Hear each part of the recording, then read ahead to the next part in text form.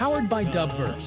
இயற்கையின் ஒவ்வொரு குழுவும் சந்தான தளமாகும். நாம் அனைவரும் இயற்கையின் பகுதியாக உள்ளோம். நாம் எல்லோரும் பூமியின் ஒரு பகுதியாக இருக்கிறோம். எனவே நமது குரு இயற்கையின் அனைத்து குழுக்களையும் சந்தான தளம் என்ற குடும்பமாக உருவாக்கினார்கள்.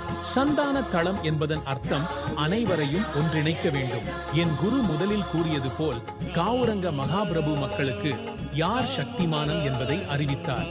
நீங்கள் எப்போது கௌரங்க மகாபிரபு அவர்களின் சிலையை பார்க்கிறீர்கள், அப்போது அவரின் இரு கைகளும் ஆகாயத்திற்கே உயர்ந்துள்ளன. இதன் அர்த்தம் அவர் ஆகாயத்திற்கு ஹரே கிருஷ்ணா ஹரே ராமா என்று சொல்கிறார். இதன் அர்த்தம் கொள்ளை மற்றும் பிடிப்பு. ஆகாயத்தின் ஒரு பக்கம் ராமர் இருக்கிறார், மற்றொரு பக்கம் கிருஷ்ணா இருக்கிறார். ஆகாயம் முன்னதாக இருந்தது, இன்னும் இருக்கிறது மற்றும் எதிர்காலத்தில் இருக்கும். ஆகாயத்தை யாரும் உருவாக்கவில்லை. ஆகாயம் எல்லாவற்றையும் உருவாக்கியுள்ளது. ஆகாயமே முழுமையாக இருக்கிறது. அந்த காரணத்திற்காக கௌரங்க மகாபிரபு எங்களுக்கு அறிவித்தார். ஆகாயத்தின் பெயர் ஹரே கிருஷ்ணா ஹரே ராமா என்பதுமாகும். அதே பேரில் பூமியில் ஒவ்வொரு மனிதனின் பெயரும் ராமா அல்லது கிருஷ்ணா ஆக இருக்கிறது. பூமியில் லட்சக்கணக்கானவர்கள் கிருஷ்ணா என்ற பெயரை கொண்டுள்ளனர். அதேபோல் லட்சக்கணக்கானவர்கள் ராமா என்ற பெயரை கொண்டுள்ளனர். ஆனால் அனைவரும் தேவன் ராமா மற்றும் கிருஷ்ணா ஆக இருக்க முடியாது, இல்லையா? அவர்கள் ஆகாயமாகவும் முடியாது. பூமியில் ராமும் கிருஷ்ணா என்ற அனைவரும் உள்ளனர். எல்லாம் ஆகாயம்தான். ஆகாயத்திலிருந்து எல்லாம் பிறந்துள்ளது. கௌரங்க மகாபிரபு 600 ஆண்டுகள் முன்பு கூறினார், நான் 500 ஆண்டுகள் பின்னர் வருவேன். பின்னர் 105 ஆண்டுகள் கழித்து குரு ஜி வந்தார்.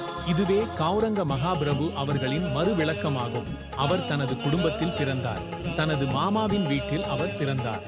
பிறந்த பிறகு கௌரங்க மகாபிரபு யாரை பற்றி சிந்தித்தார் என்றால், 500 ஆண்டுகள் முன்பு நான் இந்த பூமியில் வந்திருந்தேன்.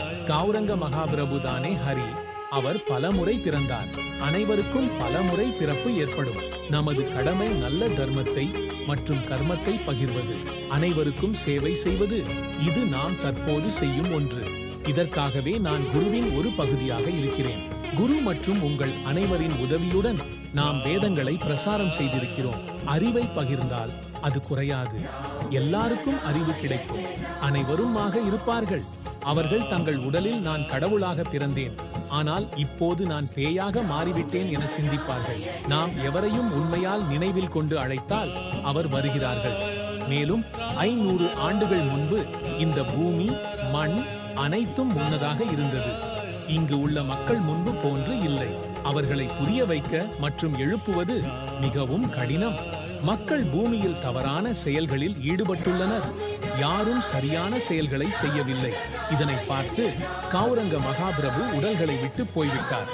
இதற்காக அவர் சிந்தித்தார், நெறிமுறைகளை உருவாக்கினார். பிறகு அவரது உடலில் மகா சர்வ சக்தி நாம் வந்தது மற்றும் அவர் ஆகாயத்தில் சென்றார். Powered by Dubverse.